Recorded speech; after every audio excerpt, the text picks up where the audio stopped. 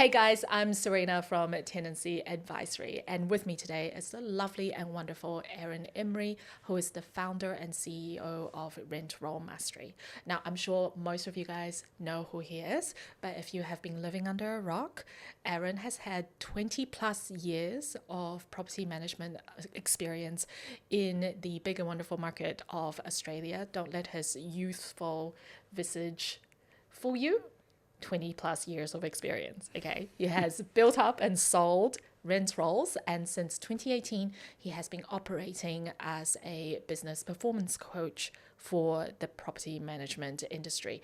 And we're just so excited when Aaron cast his eyes over to our little island country. Thank you. And decided in January this year Yes. to expand Rent Roll Mastery into New Zealand to share his expertise around. And I tell you what, as an opening, I'm going to quote you back to you Okay. and ask you if this is the best way to burst onto the New Zealand scene. Okay. Because the internet tells me that in real estate today, in January this year, you describe the New Zealand market as being rich in capability and intent, but increasingly exposed by fragmented systems, inconsistent documentation, and limited visibility over the true commercial performance of the business. That is correct. And as Jon Snow has said in Game of Thrones, or is it Ned Stark, anything that comes before but is bullshit. So I want to know, is that really your observation of the New Zealand market, that we just go like flapping around doing things, but we don't really know what we're there for commercially? Yes. But I would say that it's not just New Zealand. Australia is the same. We are very much largely, we suffer from the same issues. We deal with the same problems. We have the same inconsistencies.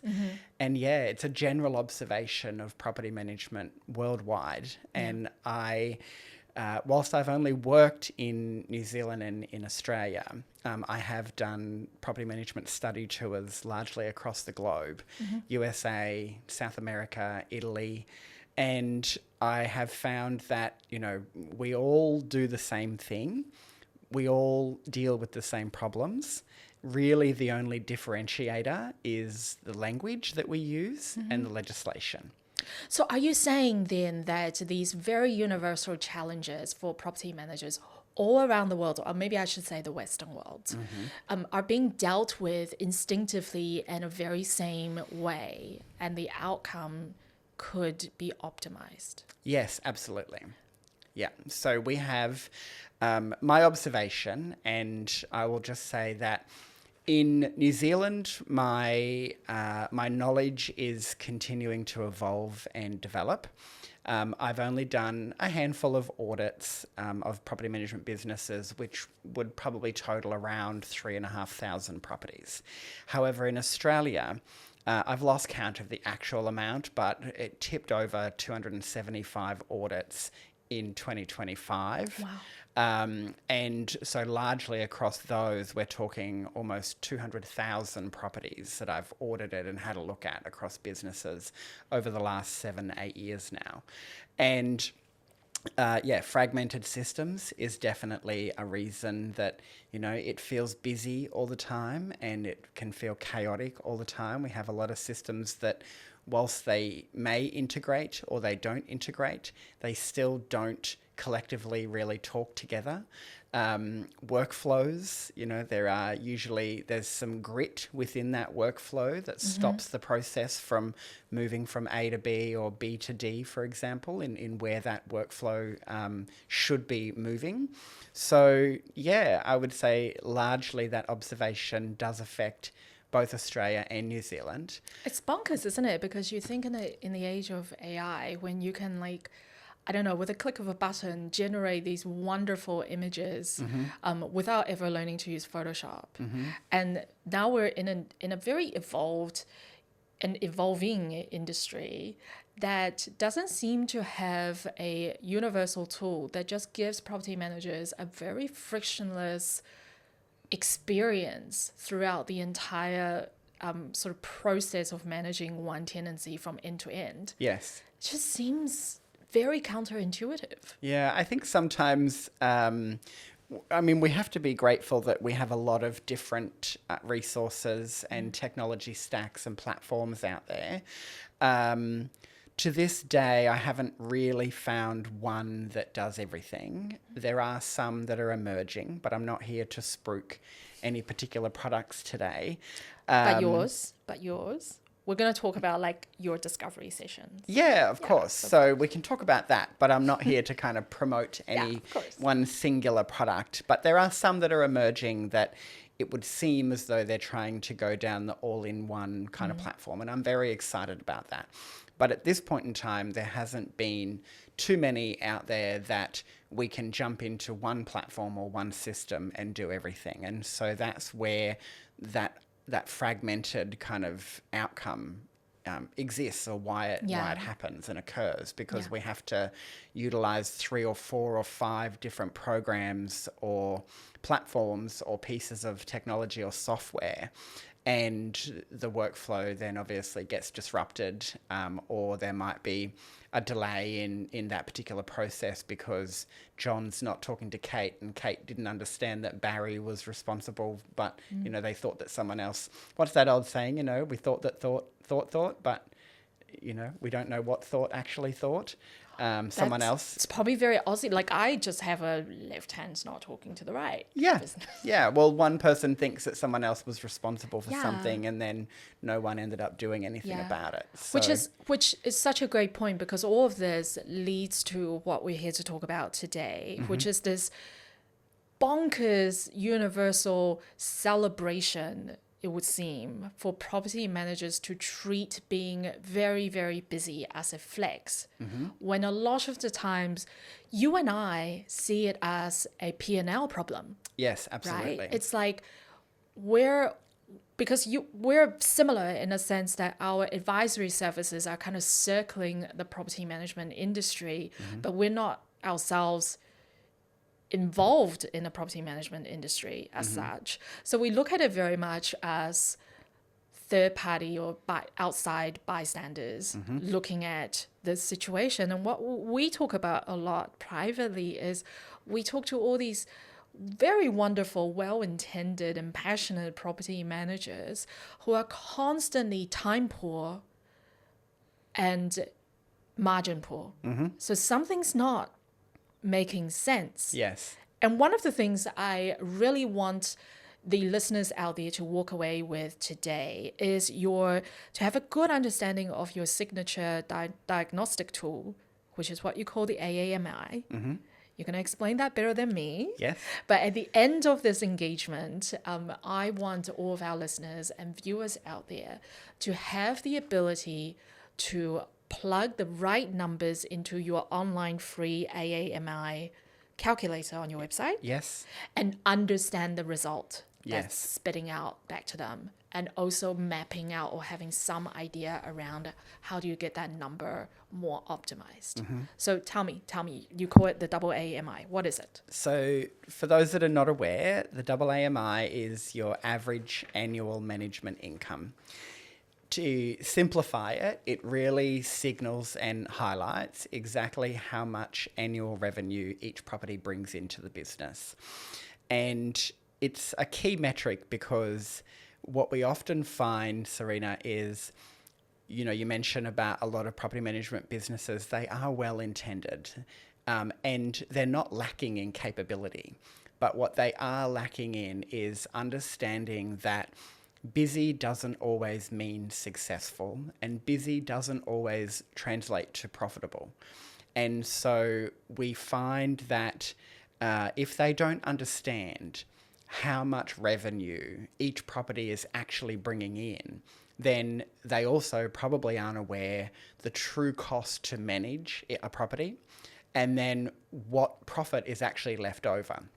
And so I guess a quick case study or an example, I did an audit on a business recently, and I interviewed all the teams one-on-one, and I heard from their voice where their struggles are, what things are working, what things aren't working. And what it identified was that really they didn't have a people problem. They had a process problem. Yeah. And they were so chaotic and always so busy.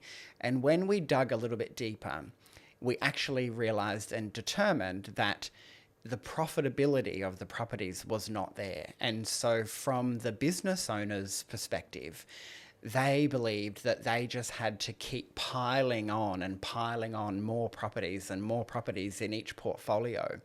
And they had to manage more and more and more in order to have some kind of profitability or income, that was being generated, that kind of then compensated for the effort that was being put into, the outcomes. So that's where we see these portfolios where they sometimes have to manage 180, 220, 250 properties. And what we often uncover is that they need to have these massive portfolios because the AAMI is usually so low that the only way they can make money is to increase the volume. And this is what I find so refreshing about your perspective and the way you explain the AAMI as well, because when I talk to property managers around the country, before you came along, the matrix of success from a business owner's point of view is often how many doors are on my book, how big is the rent roll, right? So there's this, even some businesses, their entire model is on acquisition. Yes. It's on, I do enough, and then once I build up capacity, I'm going to buy another 100, I'm going to buy another 100, and it sort of goes, and people are sort of gear their incentives on both sides towards that transaction between agencies, right? Yes. And also the matrix for success I find with actual property managers and staff members, so people who are not agency owners or not in senior management positions, are very much geared towards how busy am I. So you go on social media, you go on LinkedIn, you go on Instagram, for example, people love posting about how busy a property manager's day is. Have you ever seen that reel they do with a clock where you go banker's hours from like 12 to 6 and office work, and then a property manager, a real estate property manager, you take off the jacket and you go like, and it's like we're in this environment where the culture is telling us you're a failure if you're not busy. But then the flip side of it is the most complaint I've heard at industry events about property managers is burnout. And the thing about burnout is not about working hard. Most people I meet in this industry love working hard. They're really passionate about it. Burnout is the result of inconsistent leadership that does not set direction. Yes. Like lack of purpose.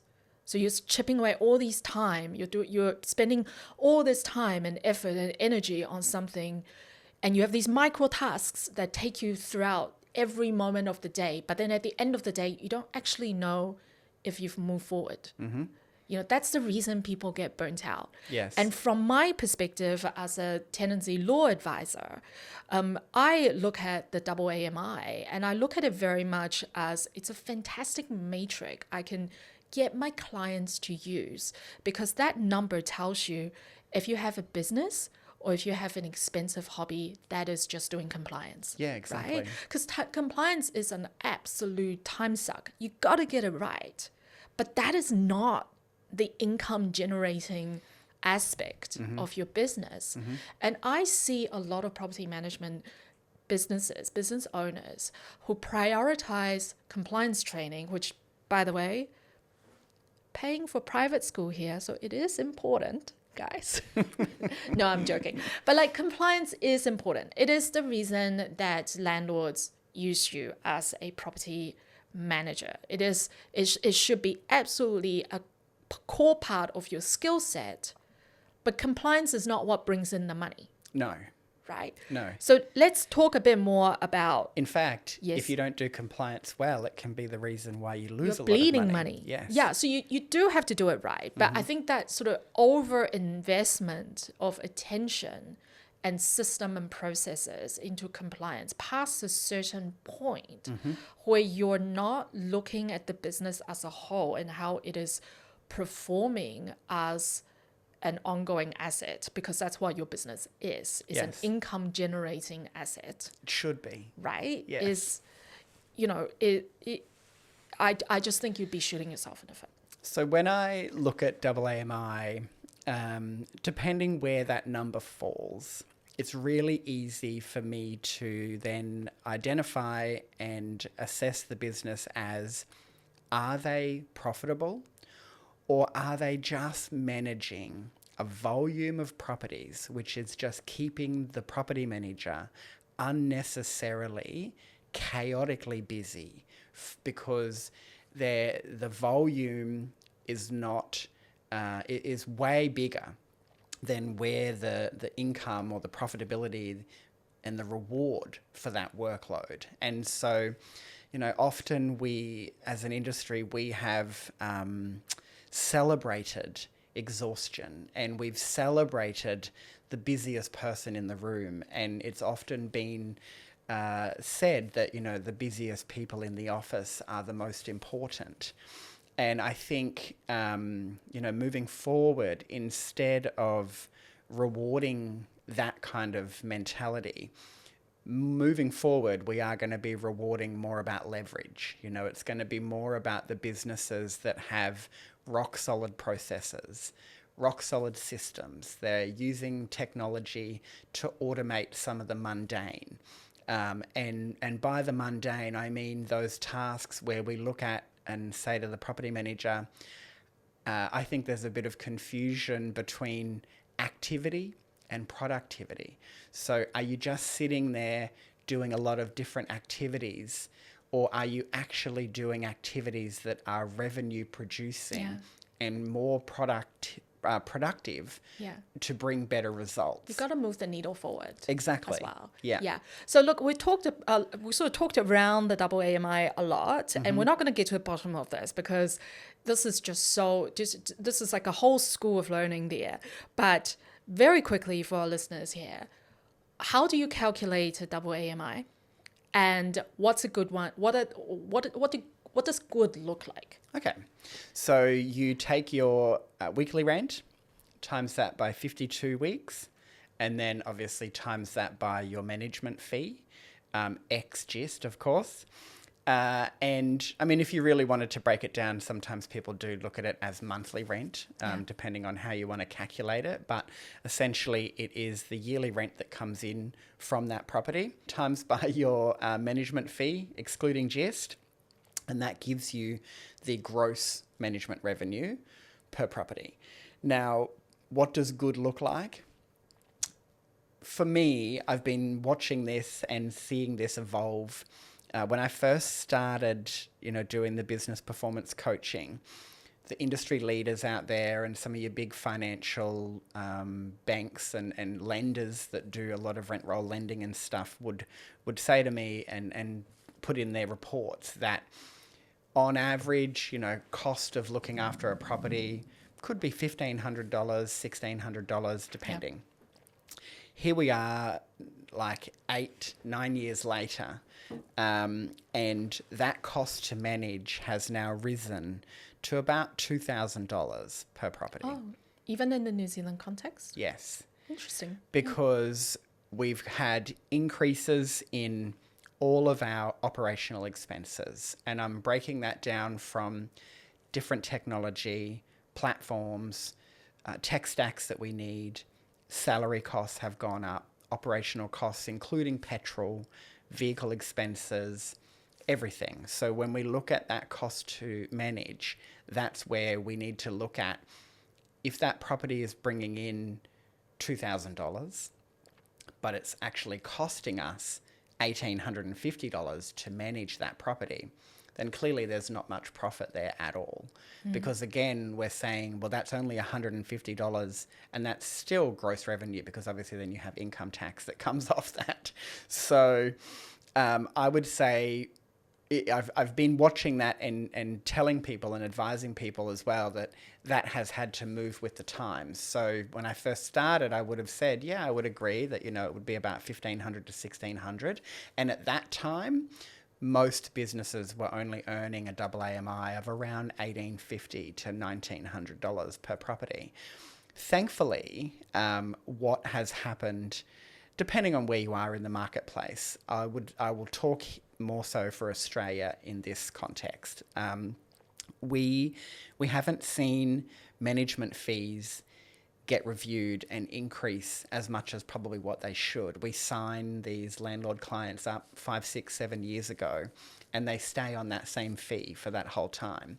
So if we think about the fact that we're not reviewing our fees as consistently and regularly as what we should, the only saving grace for a lot of property management businesses is, in Australia especially, is that our market lifted and we were able to see rent increases. But you can't control that. You can't control that. That's not up to you. No. So really, we got lucky. Yeah. Because if we didn't have those rent increases and we still had the operational cost increases, we would now have a lot of businesses that would be in the negative and not making any money at all. So the rent increases were a bit of a saving grace, but as you say, you can't control that. And so at any given time, Australia could then happen in Australia what has been happening in New Zealand, where rents have stagnated, rents have gone down, market forces have changed, days on market have increased, number of properties online has increased, and so then you're earning less revenue. So in a market in that situation, you're obviously going to be earning less. So that double AMI can fluctuate, and market can influence that. So we constantly need to be reviewing rents, but we also need to constantly be looking at our costs and how they're fluctuating. And then we also need to be looking at the management fee. It's not a safe bet just to sign someone up at 7 or 8% and let them sit on that for 5, 6, 7, 8 years. I liken this to cost increases. You have a telephone. I have a mobile phone. I have internet. I have insurance. All those things go up. When I get an email to say to me that my mobile phone plan is increasing by $10 a month, do I immediately go, oh my gosh, I'm going to leave and go to a different telco provider? No, because to be fair, it's a lot of work and I can't be bothered. And for an extra $10 a month, it doesn't really faze me too much. That's such a good point to bring up as well, because my observation, I do a lot of work with agencies around really trimming the fat from a risk point of view. So going through their books and identifying which property is putting you, which property or which owner is exposing you legally. Because in New Zealand, ever since a district court precedent in 2024, property managers are, for the most part, 99.999% of the time, jointly and severally liable alongside their landlords. Now, I know that there is this big thing in the industry around having these wildly, and in my opinion, most of the time, not fully enforceable indemnity clauses that essentially allows property managers to operate in an all care, no liability kind of way, which again, it's not good practice. Doesn't make owners feel good about you guys. Yes. And also my general view when I see a lot of them is a lot of them are not fully enforceable anyway. Yes. But you have, you got to get into this rhythm of always cleaning up house, right? Like always figuring out which property is simply just on its own too much risk for us to manage, for us to take on, because we have all these rules around unlawful premises, healthy homes, all these, building health and safety standards that are applicable to houses that relates to the rental sector. Yes. You got to be looking at the quality of your owners. I think we have in New Zealand got ourselves so caught up on the volumes game that the strategy for a lot of property managers I talk to is literally, what do I need to say and do at that conversion conversation to get the conversion across the line? And sometimes it is people making these wild promises of lowering their already very low management fees. So, like an example I dealt with not that long ago, I was looking at, it was a not very good property. So it really wasn't a good fit for that rent roll because Yes. the quality just wasn't there. And the management company, you could tell, is just not accustomed to a complex property or a property that has complex issues. They didn't manage it well. There were some leaking issues, some water issues there. Straight away, red flags when it comes to insurance, red flags when it comes to a healthy home, red flags when it comes to the broader Residential Tenancies Act compliance piece. You also have an owner who, by the way, owned similar types of property in the same building. This is an apartment. Similar type of units in the same property. But oddly enough, when you look up the owner on the public registry, you could see that he or she owns, I think, 5 or 6 units. But this person only gave the agency one management. Not 5, not 6, 1. Just one. Just one. And this owner managed to get a management fee across the line at 6%. The standard rate is, I think, 8. And they negotiated to 6. I don't know why, because the volume's not there, but they got the discount anyway. Yeah. There was a water issue. There were some communication errors. The owner would not indemnify the property manager. The property manager ended up footing the quite extraordinary plumbing bill, and they have no way to recover. And I was looking at this matter, and first thing is, it's not the right property for the book. Secondly is, it's not the right owner For the book. Yeah. Right. Thirdly is, there's a huge process issue. Is they have designed their entire interaction with RMM with their owners in a way that allows owners to put them at legal risk. And they've not introduced enough grit or friction in that process to at least make it hard for owners. It's like you said, it's a pain to change telco. You rather pay the extra $10 a month. Yes. Right? And I think there's something there for property managers to learn is through behavioral science and behavioral economics, you can do so much to the process to really architect an outcome you want when you're dealing with owners who are motivated to save the pennies and not really prioritize your outcome the same way they do theirs. Yes. Right? I think there's ways that we can provide value without needing to affect our bottom line. And I'm not surprised by the story you just mentioned, because I do see it a lot where when I see businesses making those decisions, it is often because they are a volume business. So they're literally just looking at a set number. They want 1,000 doors under management. They want 2,000 doors under management. They have a particular target that they want to get to. And quite often, detrimentally, they will do it at any cost, at any risk. And so they're not looking at long-term value and long-term credibility, long-term profitability. And sometimes I feel like their appetite to risk is way more than what I would be willing to take on. Yeah, I don't think that we need to discount our services to win business, but I think that largely the industry struggles with providing a differentiator, like a point of difference as to why they need to pay 8% or 9% with that agency, because the service is different. The service is better.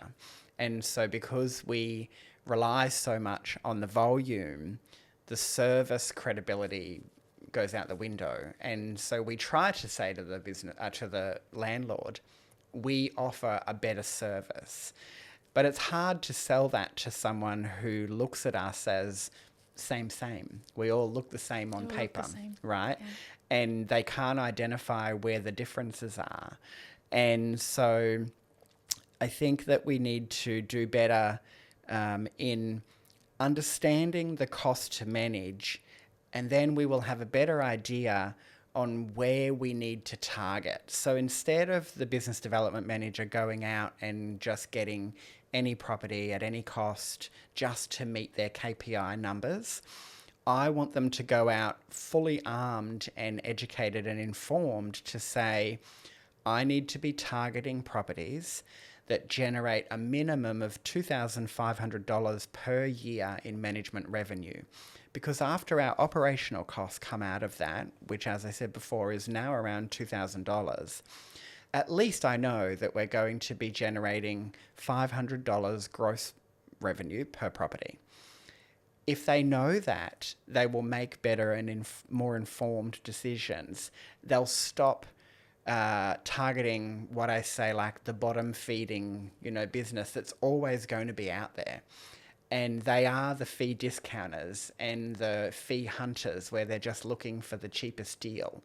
Let them go to your other, to your competitor. Let them go. Let them go. Let them go. Yeah. You don't need them. I'll share with you a story about Tenancy Advisory. And, I've made no secret over the last year that I've been operating formally that I started this business out of pettiness more than anything else. Mm-hmm. I did it to punish somebody in the industry who bullied me. And I thought it would really piss him off if I go do it. So I did. So I guess I should really thank him. But anyway,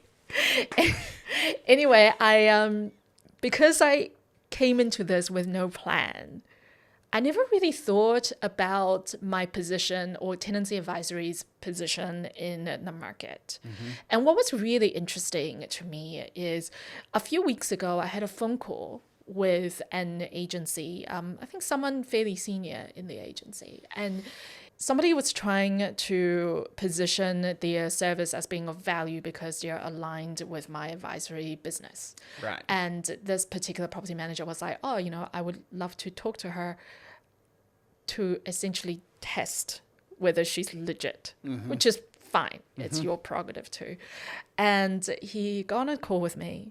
He asked me a tenancy question, which I normally wouldn't answer if I do not know the circumstance. So I spoke very, very generally. Mm-hmm.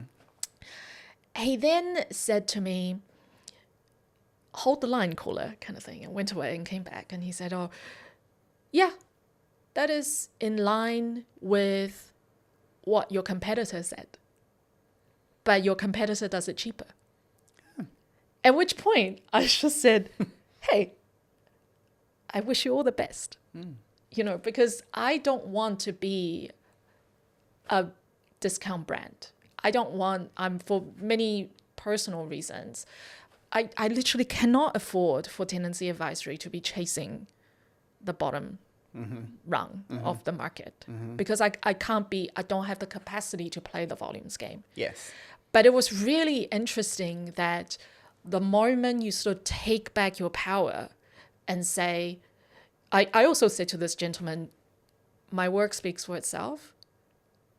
Do not ever audition me. Mm-hmm. I don't need to do that. I'm not that person anymore. Yes. Do not ever call me to audition me. You either believe in my expertise, because I stand by it, or there are other providers out there. Yes. Sounds like they do it cheaper. Fantastic. Good for you. You found someone. Yes. But will they get the same outcome? I hope they do. It's their business, mm-hmm. right? I hope they do. But I just know, and this is the thing, is I think sometimes we get so caught up on what does this particular business decision of mine, how does it affect the other person? Mm. We think so much about that. We don't think about how it affects us. Yes. And ever since I became a working mom, it's such a big watershed moment for me. Everything became so clear. Was because my time is so compressed now, my capacity is so much less than before. Mm-hmm. I really have to ask myself some very hard questions of, if I choose to work with this client, I am taking time away from my daughter yes. to work with this person. So the math's got a math. Yeah. And the math isn't just the number I put on my bill. No, yes. 'Cause Right. at what cost are you going to give up time? Yeah, exactly. Yeah. So I am working very hard. We talk about my work hours outside of this.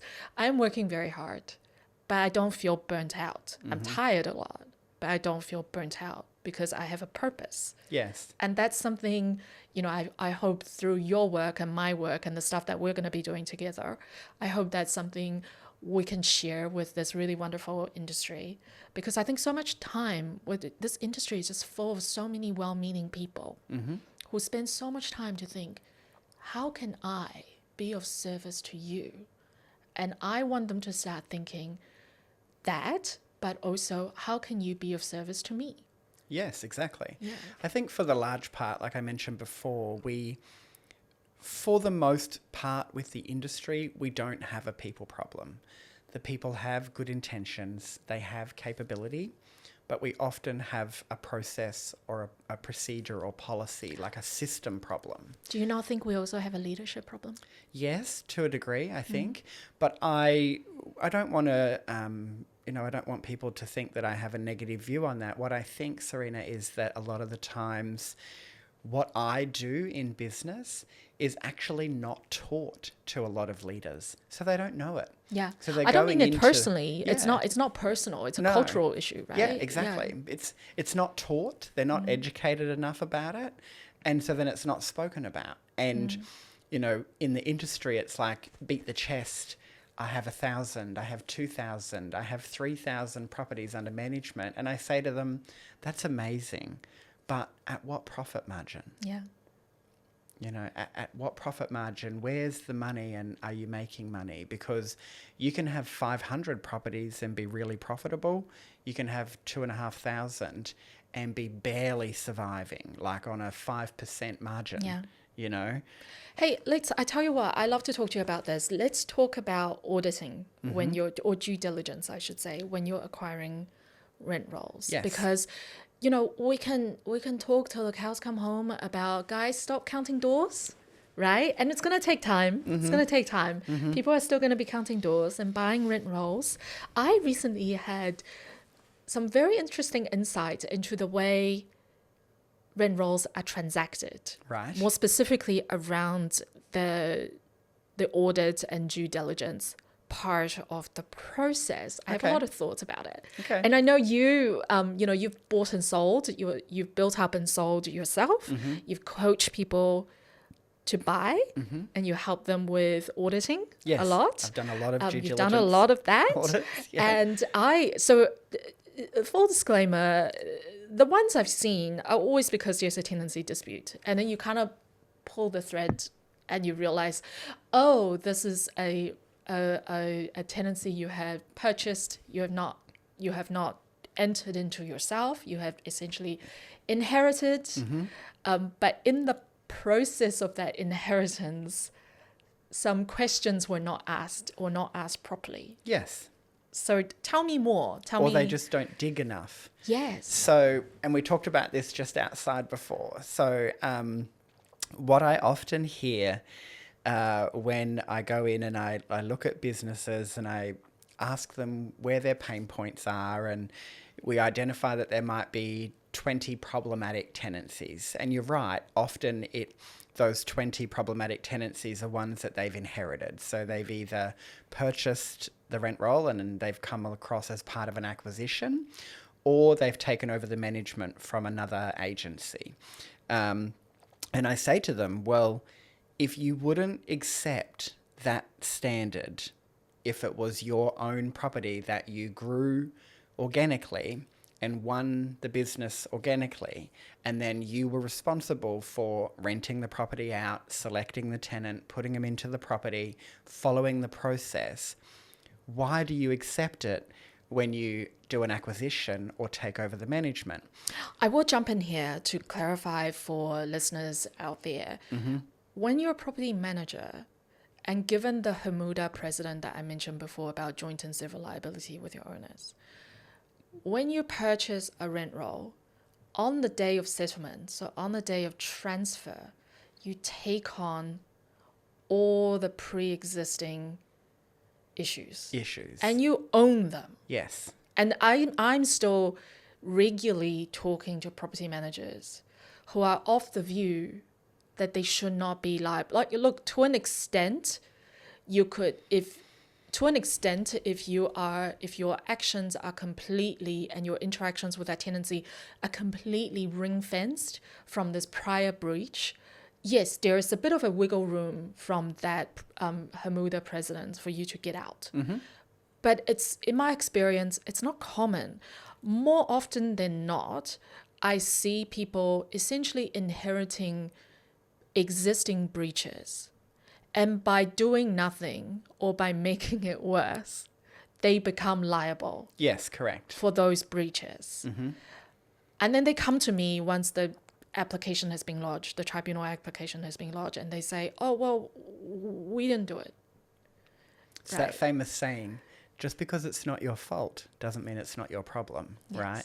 And I am seeing, in terms of liabilities and compensation claims, especially in Australia, the final outcome is often you knew about it and you continued to manage the property, and therefore you become liable through your own negligence in identifying whether or not it met Healthy Homes, or it met minimum standards, or it met whatever the legal obligation was.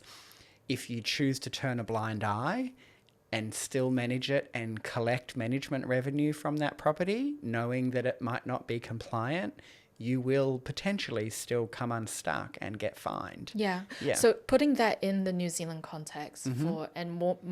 most often this comes up, guys, as a Section 45 breach that is to do with maintenance, repair, and in general, or repair maintenance of healthy home chattels. It is long been established by tribunal decisions, and also there are judicial precedents on this one as well, is your obligation to repair and maintain is not triggered by the tenant's notice or tenant notifying you. Mm-hmm.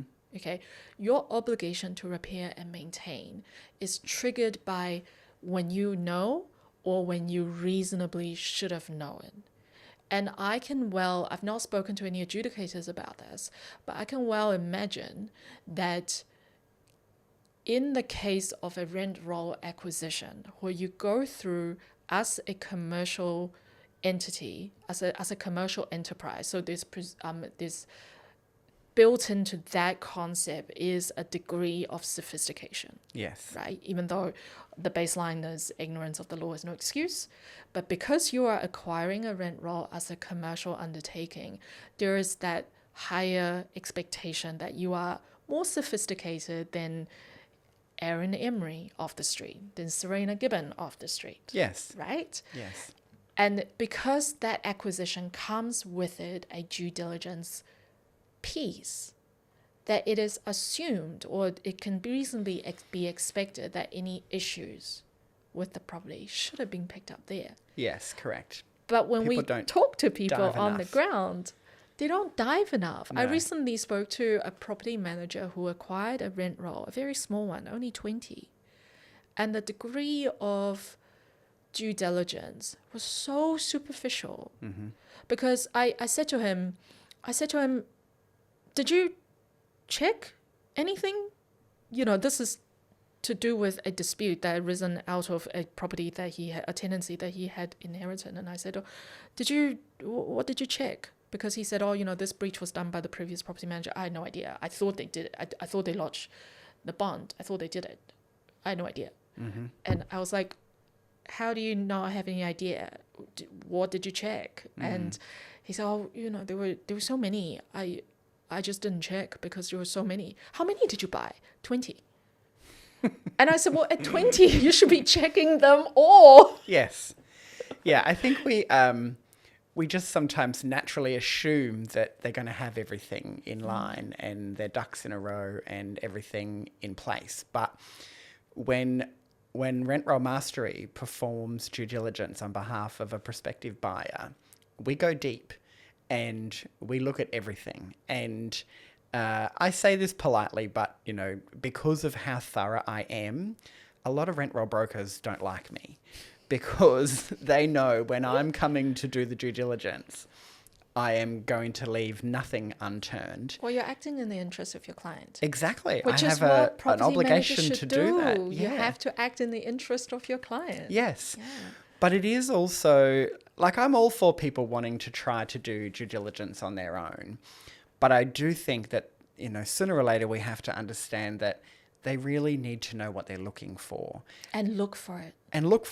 And if you do just think that your property manager can do the due diligence, occasionally I've seen them do them okay, but more often than not, they miss the risk analogy side of it. So they'll look and go, yep, it's tenanted. Yes, they're paying weekly rent. Yes, there's, you know, routine inspections seem to be done. Yeah, we've got an application, or no, we don't have an entry condition report. There might be some documentation missing.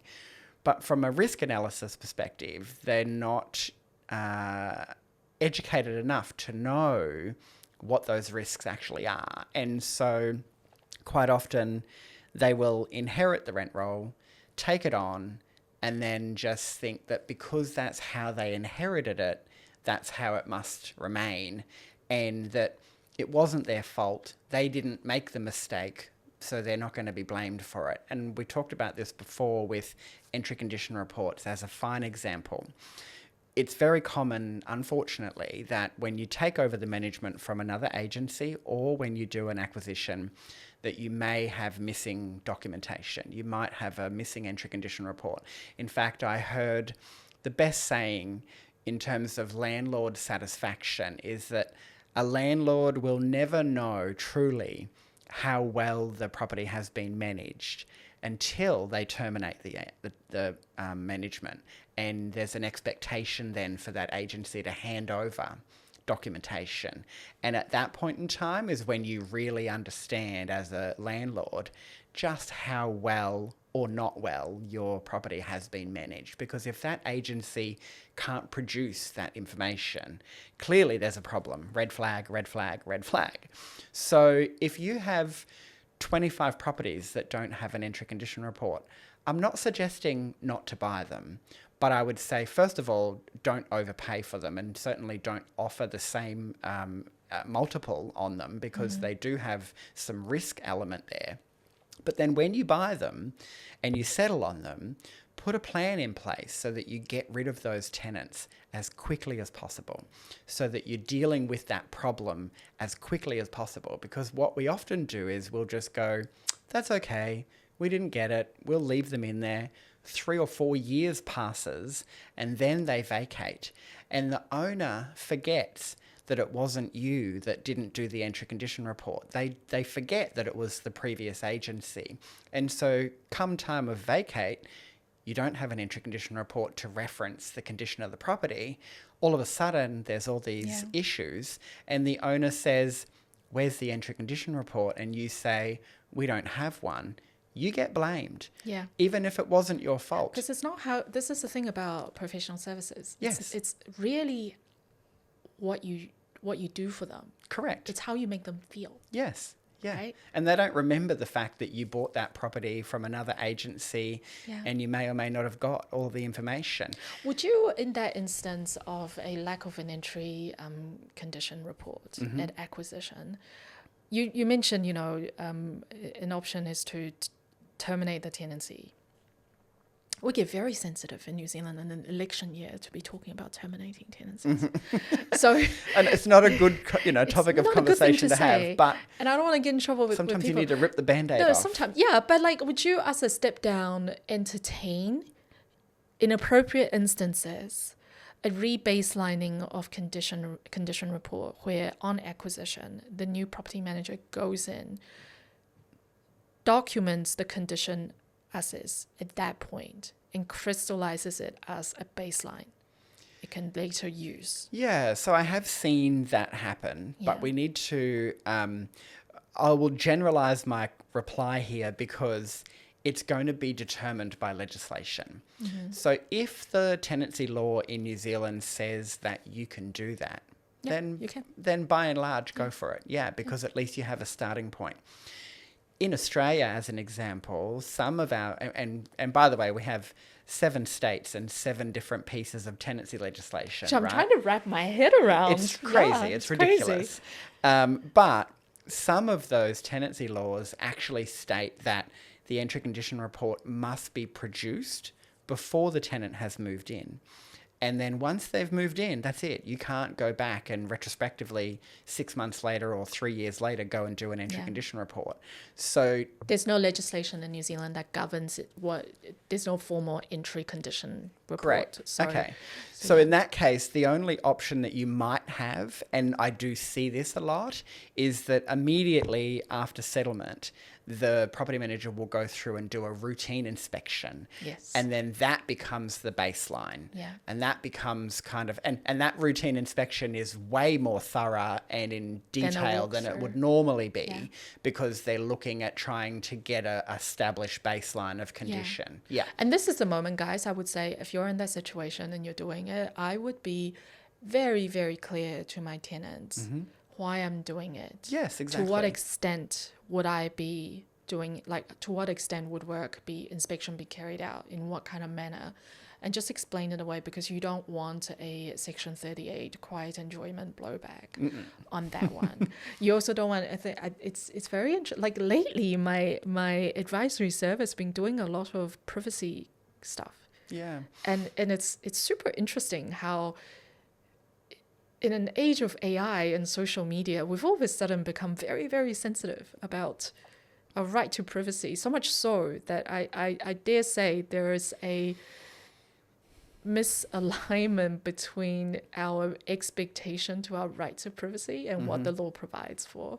So it's been an interesting few months for me, because I think even asking the right questions, and you mentioned this before about questions not being asked, and I think about asking the right ones, like quite often you might find that if you ask the right question, it's not a matter of the agency did or didn't produce an entry condition report. Quite often a property manager will say, oh, we gave them one, they never returned it. Okay, great, but where's the one that you gave them? Because that's what I can't find in my due diligence. Versus when you settle on the property and then you're making the introduction call to the tenant and you say, by the way, do you have a copy of an entry condition report? And they'll either go, yeah, we have one. Okay, bingo, great. Could you please send me a copy? Or, no, we never got one. Okay, so then the penny drops and then it becomes more of a, okay, the previous agency didn't do it. And therein lies that liability problem. And so then, maybe there is an option that we can go and do a routine and have a starting base, or maybe we can't. Well, I think to me, when we spoke offline about this, we're talking about a particular example where you discovered that an agency operating in New Zealand you've uncovered that it seems to be, they would acquire rent rolls and not think of it as a big deal with these missing documentations. From my lens, hearing that story, I was straight away, I'm like, that's going to be an interesting tribunal experience. Not that you should, guys, I always say this to people, is don't run your relationships like you're going to go to a tribunal. We don't get married to our partners, to our spouses, expecting to get a divorce. Correct. Right? Yep. But you position yourself in a way so that if something happens that's not ideal, you want to be able to optimize your outcome. Yes. When the worst happens. Correct. And for renting, it's arguably going to the tribunal, right? And so when you told me there are these missing documentations, and I think there were, people would inherit rental, inherent properties or rent rolls, and not have the original application form of the tenant, which contains a lot of really good information, some of which probably come in handy come the time you need to enforce a money order from the courts. Correct. Right? And feeling very relaxed about it is, I always say this, you don't run your tenancy expecting to have a dispute, but you nevertheless ring fence your position for a dispute. And when it comes to a dispute, and this is what property managers mistaken quite often, is the differences between a knowledge asymmetry and an information asymmetry. I'll explain. So a knowledge asymmetry in this context is that in general, a practicing property manager would have better knowledge about compliance and you would hope so. You would hope so. Yeah. To have better knowledge about compliance, the state of the market, for example, what's going to make a property attractive, what's going to make a tenant stay longer, how do you architect an exit for the tenant in a way that doesn't result in a dispute. All of that sort of technique in property management and knowledge of the RTA and associated legislations and regulations is what gives you a knowledge asymmetry. That's incredibly helpful when you're dealing with tenants, because that really informs the underwriting power imbalance between a property manager and a tenant. It's inherently, as part of your job, you just know more about the business of renting because that is your business. Yes, and that's how they look at it at tribunal. But when you go to the tribunal, what I see, the differentiator at the tribunal, is information asymmetry, right?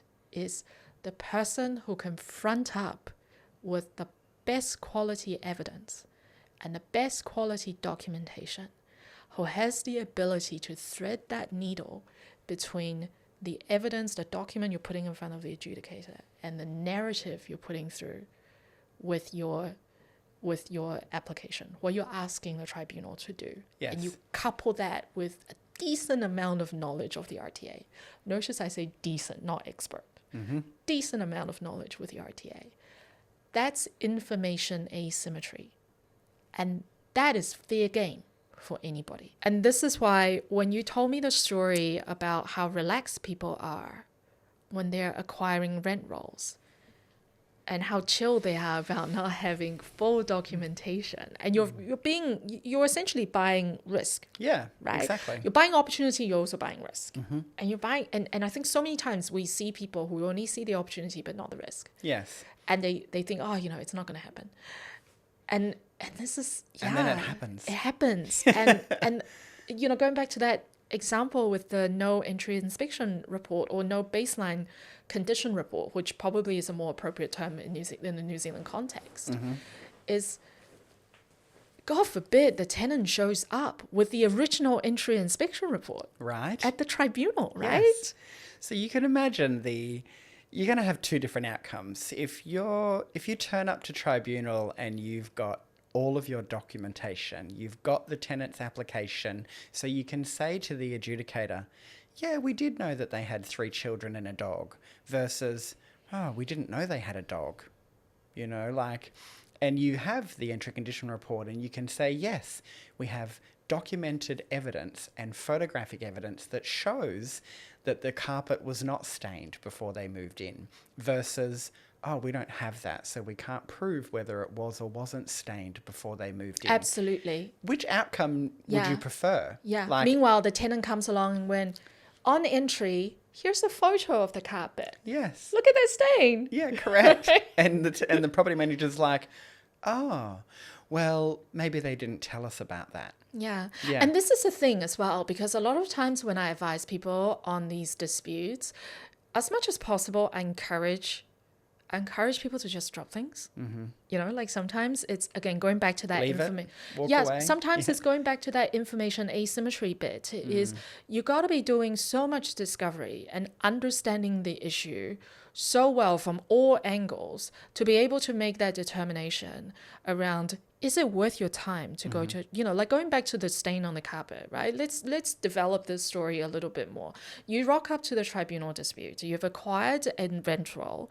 You had no entry inspection report, or you had no idea or no reliable source of telling you what the condition of that property was at the start of the tenancy. You go and claim on a carpet stain. Okay. The tenant rocks up with a picture taken on the day he moved in, showing the stain on the carpet. Meanwhile, sure, you could arguably say, oh, look, that's foregone conclusion, so I was never going to change that. No, you change that by balancing the information asymmetry, by finding that photo Yes. before you even start a tribunal application, because seeing that photo allows you to say, actually, and this goes back to the start of our conversation, actually, the 2, 3, 4 hours I'm going to spend preparing for this hearing, I can now spend on figuring out my AAMI. Yes. I can now spend on more productive work that is either income generating or risk reducing, Correct. right? Yes. But you had just gone and spent, I don't know, how many hours of your day Hours. for nothing. Yes. And this is the thing, is with the advent of AI as well, I think service industries need to start thinking about how long can we ride the train of time and material charges, right? I think increasingly we are moving towards a value packaging service where our end result is defined by the value we deliver on the table. Yes. Right? Rather than time and material. Like I know, for example, I charge a mix of the two, but the way I have positioned time and material has always been, this is a reflection of my expertise that I had invested in for over 20 years. Yes. Right? And that is, the time and material is an expression of that expertise you're buying. But over time, even my business has to have that come to Jesus moment of saying, I am no longer able or rightfully able to measure my worth by the time I spend. So the way you look at your time and what it is worth to you is going to have to change as well. Yeah. And I think if property managers started to take that view, they would be more focused on like higher dollar productive work. We need to break it down as every task that they're about to commence or look at doing, like as you said, does it de-risk the business? Does it help grow the business in either revenue or reputation or something positive? Does it improve the relationship with the landlord or the tenant? And if it doesn't do either of those three things, then is it something that they should be doing, or should it be delegated?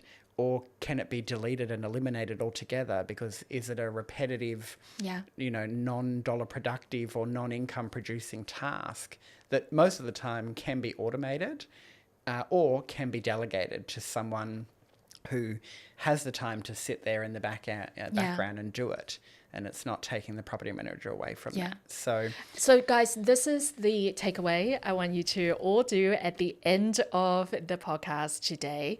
On top of going to Aaron's website at rentrollmastery.com. rentrollmastery.com, where you'll get a free AAMI calculator. Yes. Go play with that. Go and play with it. It's free to use. Yeah. When I created it, I'm one of those people, like when I find something really cool and then I realize you have to subscribe to get access, I'm like, damn it, like that really shits me.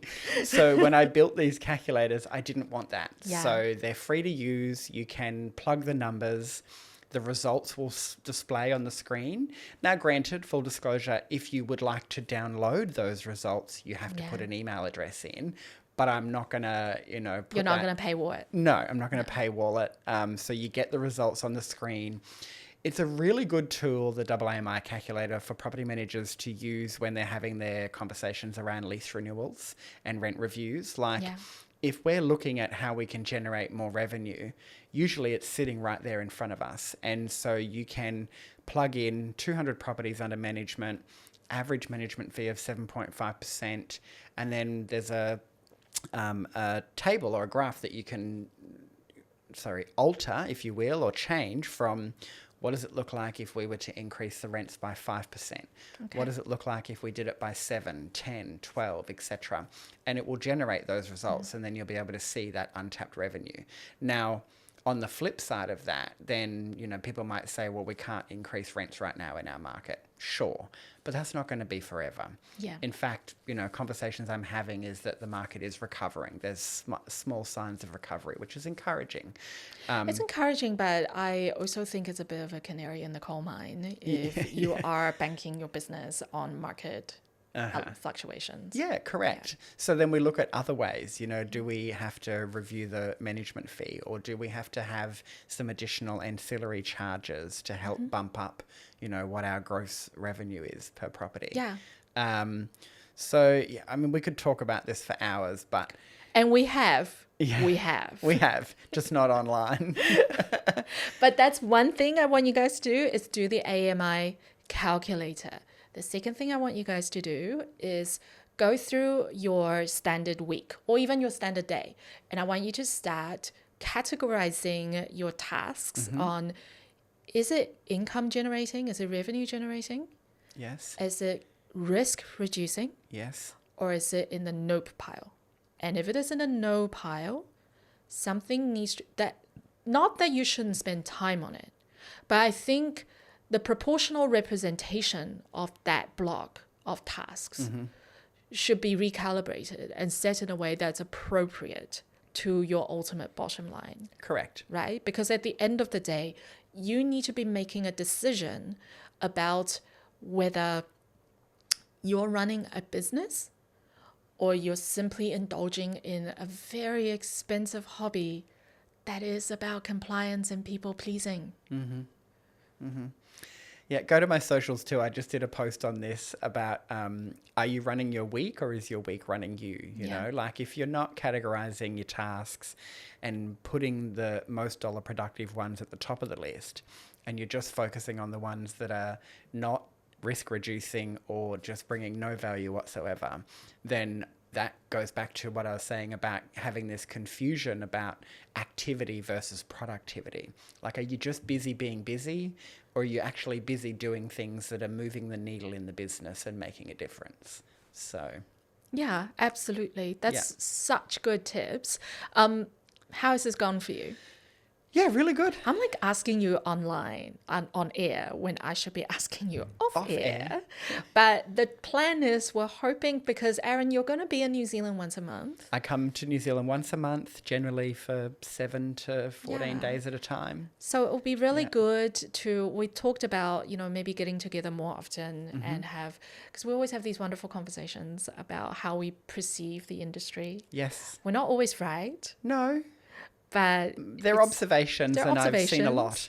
Yeah, they're observations, and I think we're also, the way I see it is, we're also in this really unique position where we don't have skin in the game, right? No. I mean, it's interesting you say that, because a lot of people say to me now, Aaron, since you sold your rent roll book and you're no longer in the coalface, do you think that you're losing relevance? And I say to them, that's an interesting way to look at it. But my response to that is, no, I'm actually more in the thick of it than I ever was. But the difference is, they're not my problems that I'm carrying. Yeah. They're other people's problems. And this is the thing, is when you are able to call things out and you know that none of this is your monkey and none of this is your circus, you're so free to be able to do it. Yes. And at the times when I've made mistakes doing that, I've been quite comfortable with saying, yeah, I f***ed up. Yep. And not great. But my terms come with liability caps. Yes. So that's fine. Yeah, and you know what? I don't always get my observation completely right. Yeah.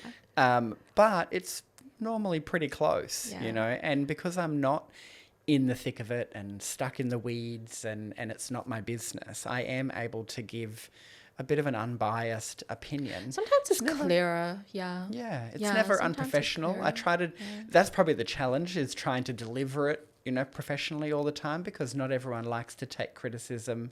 Yeah. And not that I'm being, criticizing them, I'm just observing that the way that they might be running the business or, taking on different risks and liabilities really could be some of the underlying concerns that they have, Well, we touched on a point before about how so much of this industry is almost like an apprenticeship type structure where you enter, the entry point is low, so you enter, you do your time, you do your time, you wait your turn. And as you grow in experience, in network, in gravitas, one day you become a rent roll owner. You hire people. But at the core, a lot of these agency owners, they come from property management, not business leadership. Yes, correct. And like you said, they're not trained for it. They've not been set up to succeed because it is a stepping up of, once I get good at property management, I become someone every agency wants to hire.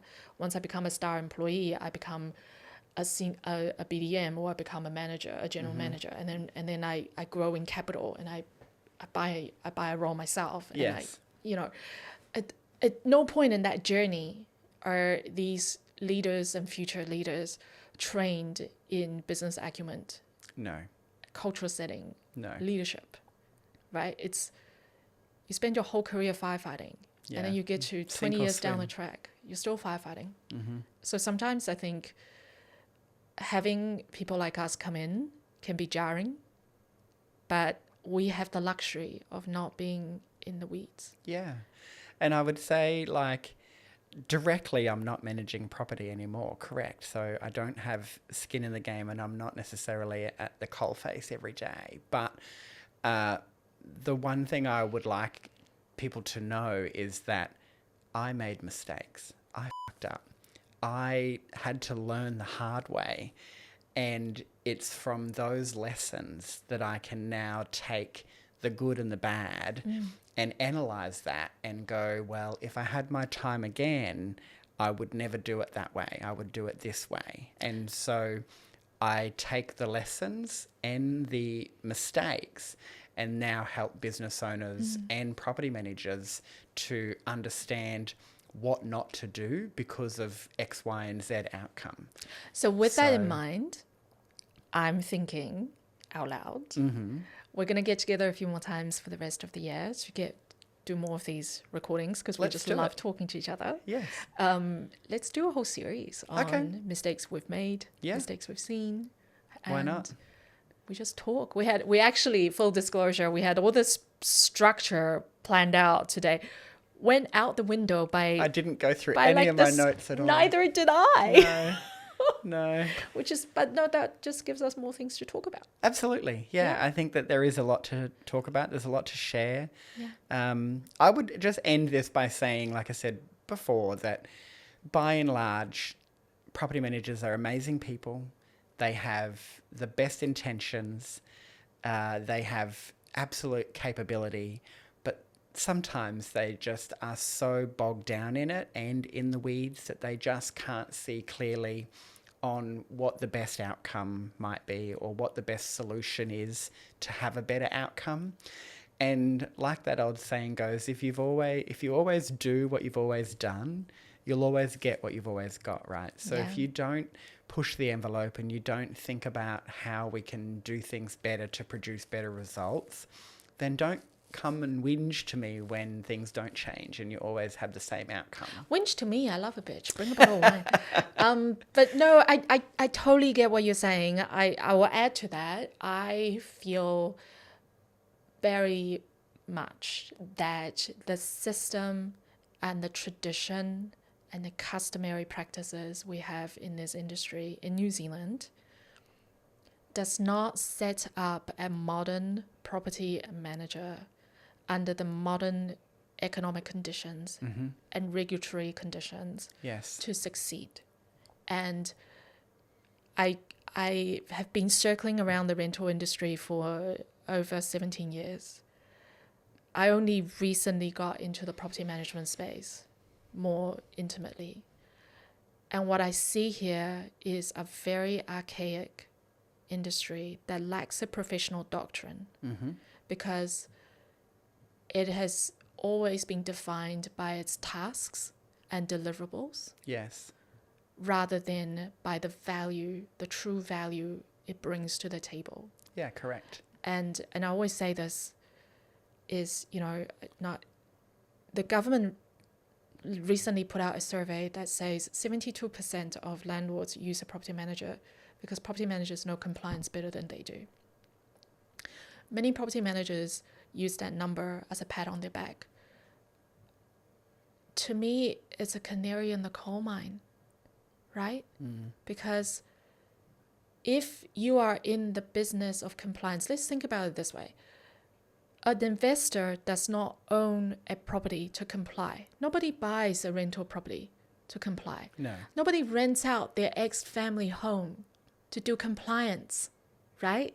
People have a rental property for wealth, for status, for satisfaction, for the symbolism of Future, having wealth. income protection. Yeah. And compliance is the tax that you pay for that privilege. Yeah, correct.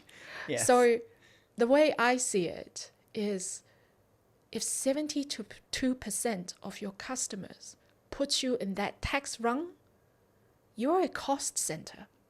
You're a problem that they need to minimize and negotiate down and outsource to a cheaper source. So 20, 30 years ago, that's what property managers were, is you do compliance. You collect rent. Yes. You do compliance.